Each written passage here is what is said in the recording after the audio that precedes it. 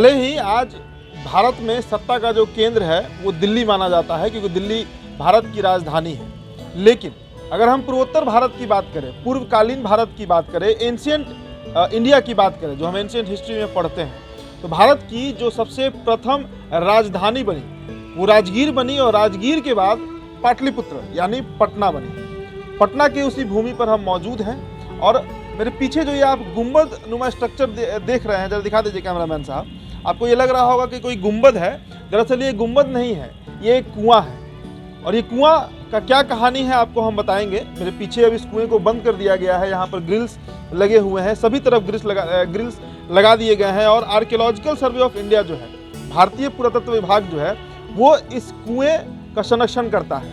यहाँ पर हर साल वहाँ से लोग आते हैं, देखते हैं कि ये कुआं ठीक है या नहीं है, क्या है इस कुएं की कहानी, ये आपको हम इस वीडियो में बताएंगे। पटना के आगम कुआं के शीतला माता मंदिर में हम मौजूद हैं। मंदिर का ये प्रांगण है, मंदिर का भी आपको दर्शन कराएंगे, शीतला माता की उस मूर्ति का भी विवरण आपको हम बताएंगे, और बताएंगे कि भारत में अगर इतिहास की बात करें तो सबसे जो पहला, जब जनपद काल खत्म होता है, महाजनपद, जो 16 महाजनपद होते हैं, उसमें सबसे मजबूत महाजनपद मगध को माना जाता है। और मगध ही उस समय देश की राजधानी बनती है, सत्ता का केंद्र बनता है, चाहे वो मौर्य काल हो या फिर गुप्त काल। बाद में जब मध्यकालीन युग शुरू होता है और सल्तनत काल शुरू होता है, तब जो कैपिटल है वो ट्रांसफॉर्म होकर दिल्ली चला जाता है। लेकिन करीब 2000 सालों तक भारत का जो सत्ता का केंद्र रहा वो यही पाटलिपुत्र की भूमि थी। चलिए आपको घुमाते हैं मंदिर और इस कुएं की पूरी कहानी बता देते हैं।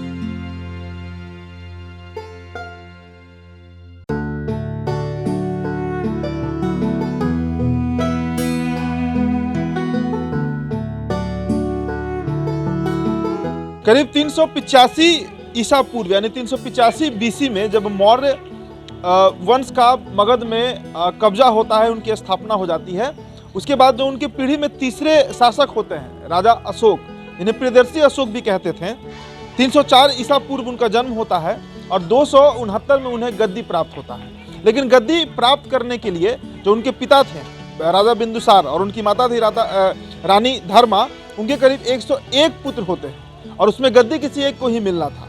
तो कहा जाता है कि राजा अशोक ने अपने 99 भाइयों की हत्या कर दी थी मगध की गद्दी पाने के लिए।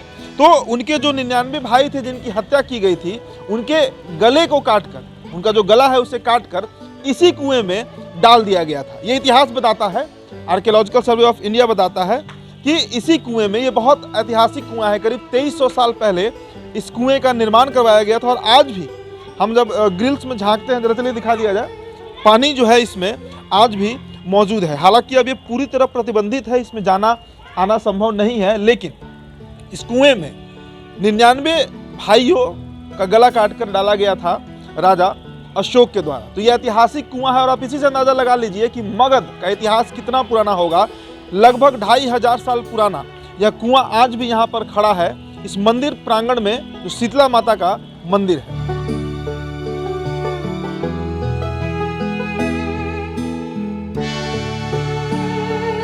मौर्य राजवंश के चक्रवर्ती सम्राट राजा अशोक ने अखंड भारत पर राज किया, और उनका मौर्य साम्राज्य उत्तर में हिंदू कुश तक्षशिला की श्रेणियों से लेकर दक्षिण में गोदावरी नदी, स्वर्णगिरी पहाड़ी के दक्षिण तथा मैसूर तक, तथा पूर्व में बांग्लादेश, पाटलिपुत्र से पश्चिम में अफगानिस्तान, ईरान, बलूचिस्तान तक पहुंच गया था।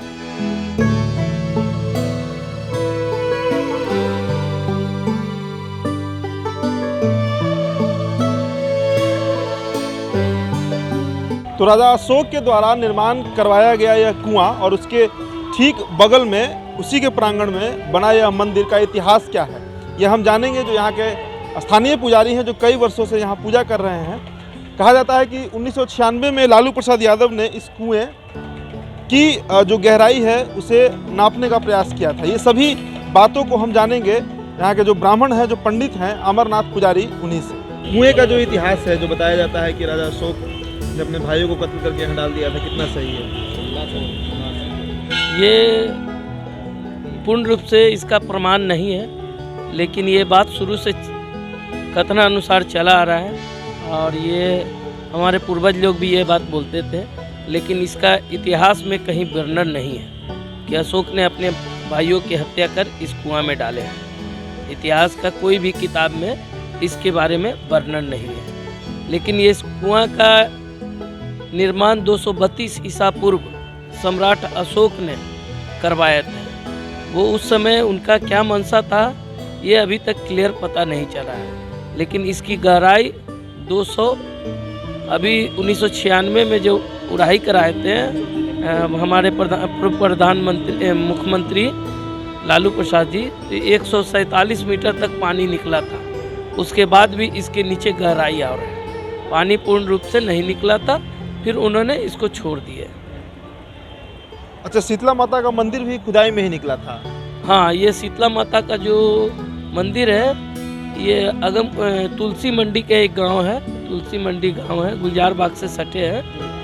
तो वहाँ खुदाई के दौरान इस मूर्ति का निर्माण खंडित निकला था। तो उस समय लोगों ने निकालने का भरसक बहुत प्रयास किया, तो मूर्ति नहीं निकल रहा है। तो पहले लाइलाज बीमारी चलता था, चेचक, चिकन पॉक्स जिसको बोलते हैं। तो उस समय लोग उसको बहुत मान आदर सम्मान से पूजा पाठ किए।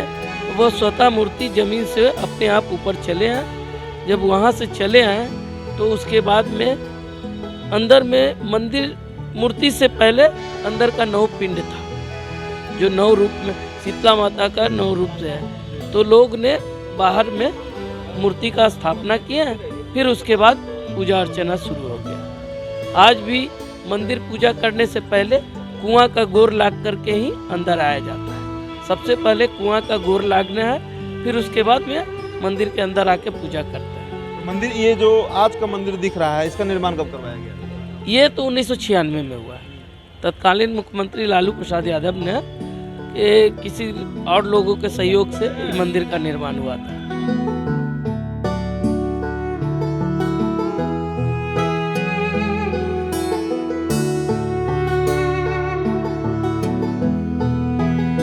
राजा अशोक ने, सम्राट अशोक ने, प्रियदर्शी अशोक ने अपने भाइयों का कत्ल करके इस कुएं में डाला या नहीं डाला, इसकी कोई प्रामाणिकता नहीं मिलती। लेकिन अशोक 101 भाई थे, ये बात इतिहास बताता है। राजा बिंदुसार और रानी धर्मा से 101 पुत्रों का जन्म हुआ था, ये बात इतिहास बताता है। साथ ही साथ ये बात भी पक्की है कि 269 से लेकर 232 ईसा पूर्व जब अशोक का शासनकाल था, उसी समय इस कुएं का निर्माण करवाया गया था। मतलब 2300 साल पुराना ये कुआं तो पक्का है, ये बात भी पुजारी ने हमें बताया।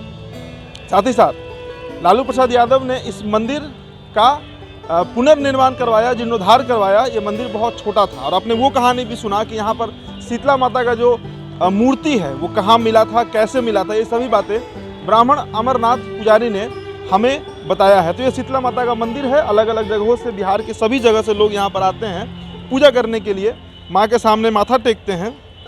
जब नई शादी होती है, खासकर इस इलाके में जो अगम कुआं का क्षेत्र है, जो पुराना पटना भी कहलाता है, यानी 100 साल पहले जब आधुनिक पटना का निर्माण नहीं हुआ था, जब बोरिंग रोड, डाकबंगला ऐसे इलाके सुनसान पड़े रहते थे, तो उस समय भी ये अगम कुआं का जो क्षेत्र है, यहाँ पर लोग रहते थे। शायद मगध का जो असली, चूँकि यही रूट जो है वो आगे जाकर राजगीर के जो मेन रोड है उसमें मर्ज कर जाता है। इधर हमारे आप कह सकते हैं कि पश्चिमी पटना इधर है और पूर्वी पटना इधर है। गांधी सेतु बगल में है, कंकड़ बाग बगल में है और लोहानीपुर, गुलजार बाग, ये सभी इलाकों से घिरा यह अगम कुआं का क्षेत्र है। तो ये मंदिर की कहानी हमने आपको बताई। फिर ले चलेंगे आपको बिहार के पटना के किसी और मंदिर या फिर मस्जिद के पास। बहुत बहुत शुक्रिया।